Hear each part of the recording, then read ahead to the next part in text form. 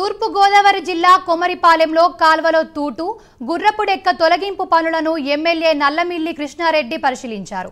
జగన్ పరిపాలనలో రైతులు తీవ్రమైన నిర్లక్ష్యానికి గురయ్యారని, జగన్ రైతు సమస్యలను అసలు పరిష్కరించలేదని ఎమ్మెల్యే విమర్శించారు.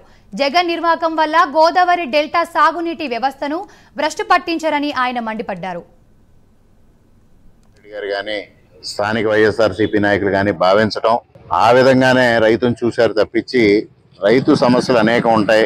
విత్తనం నుంచి విక్రయం దాకా రైతుకున్న సమస్యలన్నీ పరిష్కారం చేయాలి.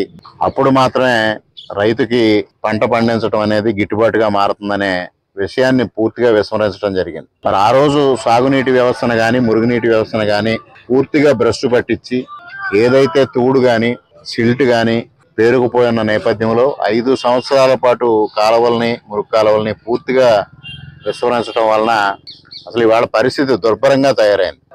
మరి నేను 11 నెలల క్రితం శాసనసభ్యుడిగా ఎన్నిక కాగానే ప్రమాణ స్వీకారం కూడా చేయకుండానే రైతులకి మొదటి పంటకు ఇబ్బంది కలగకూడదని ఆ రోజు ఉపాధి హామీ పథకం తూడు తొలగించే కార్యక్రమాన్ని